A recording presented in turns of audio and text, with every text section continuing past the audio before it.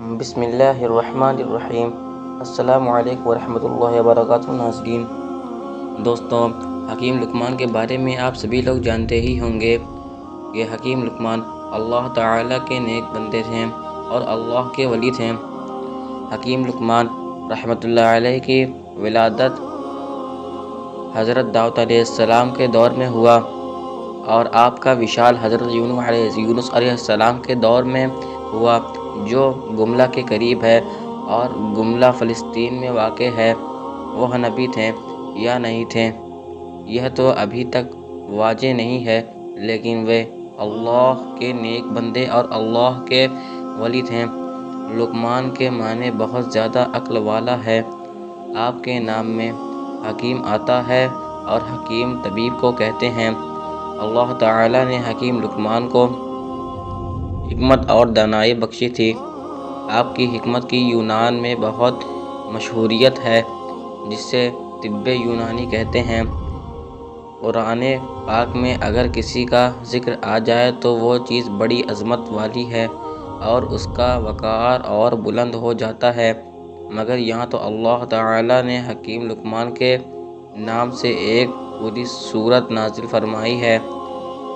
اس کے حکمت اور دانائی کے بہت سارے واقعے موجود ہیں۔ ان میں سے ایک واقعہ آج آپ لوگوں کے سامنے پیش کر رہا ہوں۔ کہا جاتا ہے کہ حکیم لقمان کے دور میں ہر چیز کو زبان دی گئی تھی، ہر بے زبان کو زبان تھی۔ جڑی بوٹیاں خود بول کر حکیم لقمان کو بتا دیتی تھی کہ ہم اس مرض کی دوا ہیں یا ہم سے اس مرض کی شفا لو۔ اس حوالے سے ایک واقعہ بہت مشہور ہے کہ حکیم لقمان نے سمندر کے دوسرے کنارے کو ڈھونڈنے کا فیصلہ کیا۔ ان کے پاس ایک طوطا تھا جو ان سے باتیں کیا کرتا تھا۔ حکیم لقمان نے اپنی حکمت سے جڑی بوٹیوں سے ایک ایسی دوا تیار کی جس کے کھانے سے طوطا بغیر کچھ کھائے پیے اور بنا تھکے 6 مہینہ تک اپنی اڑان کو جاری رکھ سکتا تھا۔ حکیم لقمان 2 ایسی گولیاں تیار کر دی، ایک اپنے طوطے کو کھلا دیا اور دوسری گولی طوطے کے گلے میں باندھ دی اور طوطے کی نصیحت کی کہ تم اس گولی کو کھا کر 6 مہینے تک بنا تھکاوٹ کے، بنا بھوک پیاس کے اڑ سکتے ہو، اور ساتھ ہی یہ نصیحت کی اگر تمہیں کہیں پر بھی بھوک اور پیاس اور تھکاوٹ محسوس ہو تو تم دوسری گولی کھا کر وہیں سے واپس ہو جانا اور آگے مت جانا۔ طوطے نے حکیم لقمان سے اجازت لی اور سمندر کی طرف اڑ چلا۔ طوطا مسلسل اپنی اڑان 6 مہینے تک جاری رکھے ہوا تھا، لیکن اسے ابھی تک سمندر کا دوسرا کنارہ نہیں ملا۔ طوطے کو اڑتے اڑتے اب 6 مہینے سے زیادہ ہو گیا تھا۔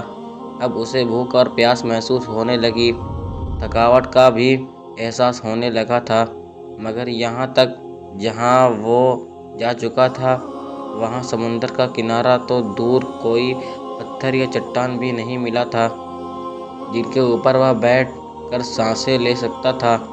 تھوڑی آگے جانے کے بعد آخرکار ایک سمندر میں چٹان نظر آئی۔ طوطا اس کے اوپر جا کر بیٹھ گیا۔ دراصل وہ چٹان نہیں بلکہ ایک بہت بڑی مچھلی تھی، لیکن طوطے کو ابھی یہ نہیں پتا تھا کہ یہ چٹان نہیں ہے، ایک بہت بڑی مچھلی تھی۔ تھوڑی دیر میں اس مچھلی نے تھوڑی حرکت کی تو طوطا بہت حیران اور پریشان ہو گیا کہ وہ یہ دیکھ رہا تھا کہ یہ چٹان ہل کیوں رہا ہے۔ جب مچھلی نے اپنا منہ باہر نکالا تو وہ مچھلی بھی اس طوطے کو دیکھ کر حیران ہو گئی اور اس طوطے سے بات کرنے لگی، کیونکہ اس وقت اللہ تعالیٰ نے ہر چیز کو زبان دی تھی۔ اس لیے مچھلی نے اس طوطے سے پوچھا، تم کون ہو اور یہاں تک کیسے پہنچے؟ طوطے نے کہا، تم کون ہو؟ تو مچھلی نے کہا کہ میں اس سمندر کا مخلوق ہوں۔ تب طوطا بہت حیران ہوا اور بولنے لگا کہ اللہ تعالیٰ کی پناہ میں پناہ میں نے اپنی زندگی میں آج تک اتنی بڑی مخلوق نہیں دیکھی۔ پھر اس نے کہا، میں حکیم لقمان کا طوطا ہوں اور مجھے حکیم لقمان نے سمندر کا دوسرا کونا ڈھونڈنے کے لیے بھیجا ہے۔ میں نے بہت زیادہ سفر کیا ہے، ابھی تک مجھے سمندر کا دوسرا کنارہ نہیں ملا، اور اب میں بہت تھک گیا ہوں اور اب میں اس سے زیادہ آگے نہیں جا سکتا۔ کیا تم جانتے ہو کہ سمندر کا دوسرا کنارہ کہاں ہے؟ تو مچھلی نے کہا کہ تم مجھے پہلے یہ بتاؤ کہ تم یہاں تک پہنچے کیسے ہو؟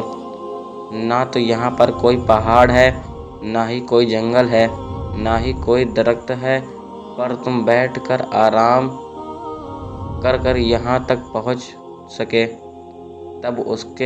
تب اس نے حکیم لقمان کا سارا ماجرا اس مچھلی کو بتا دیا۔ پھر مچھلی نے کہا، سمندر کا دوسرا کنارہ کہاں ہے یہ مجھے نہیں معلوم، لیکن میں اتنا کر سکتی ہوں کہ تم جہاں سے آئے ہو میں تمہیں وہاں پہنچا سکتی ہوں، کیونکہ اگر میں سمندر کے اندر جاتی ہوں تو بہت بڑی مچھلیاں سمندر میں موجود ہیں جو مجھے کھا سکتی ہیں۔ طوطے نے کہا، ٹھیک ہے، تم مجھے وہاں بھیج دو جہاں سے میں آیا ہوں۔ مچھلی نے کہا کہ تم میری پیٹھ کے اوپر بیٹھ جاؤ۔ طوطے نے ایسا ہی کیا، مچھلی کے پیٹھ کے اوپر بیٹھ گیا، اور پھر مچھلی نے پلک جھپکتے ہی اس طوطے کو اس جگہ پر پہنچا دیا جہاں سے وہ چلا تھا۔